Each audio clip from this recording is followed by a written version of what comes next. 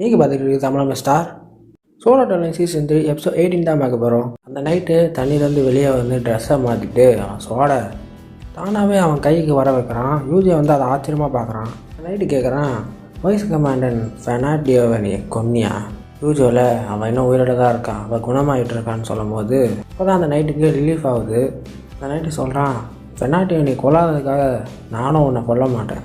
யூஜுவில் floor உச்சியில் இருக்கனா நீ தான் எல்லா நைட்டுக்கும் கமாண்டரில். அந்த கமாண்டர் சொல்கிறான், ஆமாம் யூஜுவில் அப்போ எல்லா நைட்டை பற்றி உனக்கு கவலை இல்லையா? ஃபெனாட்டியோ பற்றி தான் உனக்கு கவலையா? கமாண்டர் சொல்கிறான், ஃபெனாட்டியோ வந்துட்டு என்னோடய ஸ்டூடெண்ட், அதனால தான் நான் கவலைப்படுறேன். ஆலிஸ் வந்து என்னை டீச்சராக பார்த்துருக்கா, ஆனால் இப்போ பார்த்தீங்கன்னா அவள் எனக்கே டஃப் கொடுக்குறா. சர்ச் வந்து எனக்கு அனௌன்ஸ் பண்ணிச்சு 2 பேர் வருவாங்கன்னு சொல்லிட்டு. உன்னோட பார்ட்னர் எங்கே? ஸோ ஆலிஸ் கூட அவன் பிஸியாக இருப்பான் போல இருக்குது. சரி நம்ம வந்து ஃபைட் பண்ணலாம். நீ என்னோடய ஸ்டூடெண்ட்டை கொண்டு இருந்தேன்னா நான் உன்னை பழி வாங்கியிருப்பேன். யூஜுவலாக நான் உன்னை கொண்டதுக்கப்புறம் யார் உனக்காக பழி வாங்க வராங்கன்னு சொல்லிட்டு பார்க்கலாமா?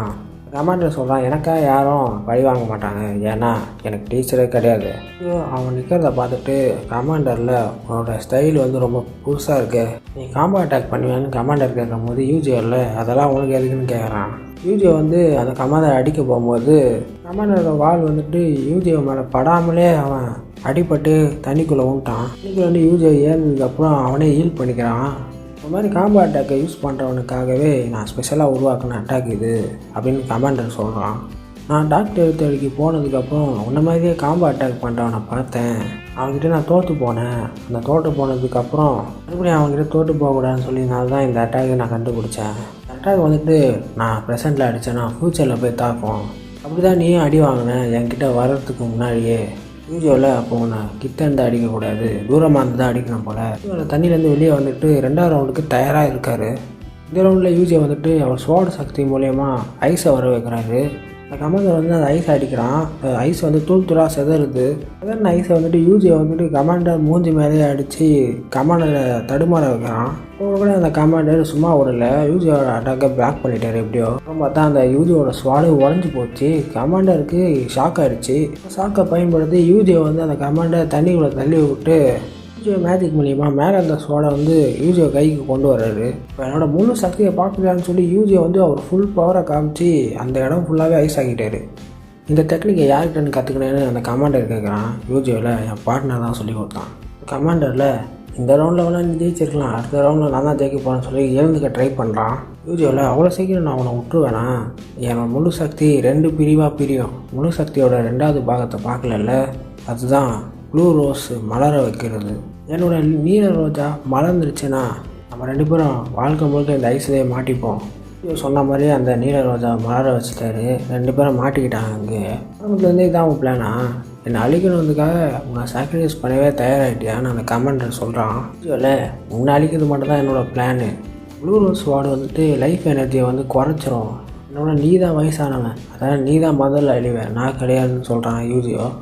அந்த கமாண்டர் சொல்கிறான், நான் அவனும் வயசாகிறதுக்கு மனுஷன் கிடையாது, நான் சொர்க்கத்துலேருந்து வந்தவன்னு சொல்கிறான். யூஜியோவில் எல்லோரும் இதே தான் நம்பிக்கிட்டு இருக்கீங்களா?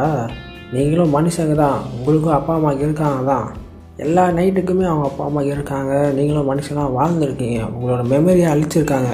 உங்களோட மெமரியை அழிச்சு இந்த சர்ச்சு தான், இதுதான் நீங்கள் நம்பிக்கிட்டு இருக்கீங்க தேவையில்லாமல்.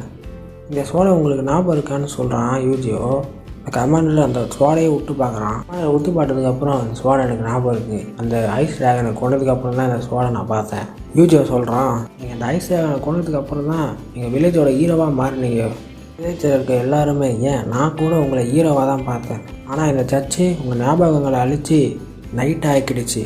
கமாண்டரில் நான் சொர்க்கத்துலேருந்து வந்தேன்னு சொன்னாங்க, அப்போவே எனக்கு சந்தேகம் இருந்துச்சு. அங்கேருந்து திடீர்னு கோமாளி வந்துடல. என்ன கமாண்டர் தோட்டு போயிட்ட மாதிரி நடிக்கிறீங்களா?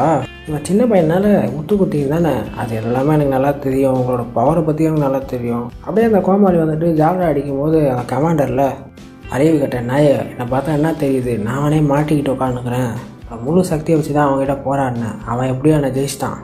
அந்த கோமாளி சொல்கிறான், அந்த சர்ச்சு மட்டும் இதை கேட்டுச்சுனான்னு சொல்லும் போது கமாண்டரில், ஆமாம் உன்னோட சர்ச்சு எல்லாமே போய் சொல்லிச்சு, எதுவுமே உண்மை இல்லை, நான் சொர்க்கத்துலேருந்து வந்தேன்றது உண்மை இல்லை, இருக்கிறது எல்லாமே போய் தான் சொல்லும் போது அந்த கோமாளி கோவம் வந்துடல. கமாண்டர் தலைமையில் நின்றுட்டு, இனிமேல் நீ எங்களுக்கு தேவையில்லை.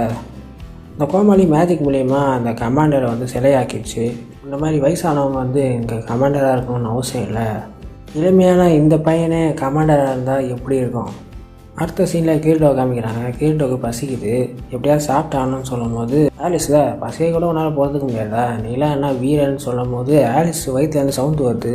கிரீட்டோ சிரிக்கலான்னு போகிறாரு. ஆலிஸ் அவள் சோடை தூக்கி காமிக்கிறா.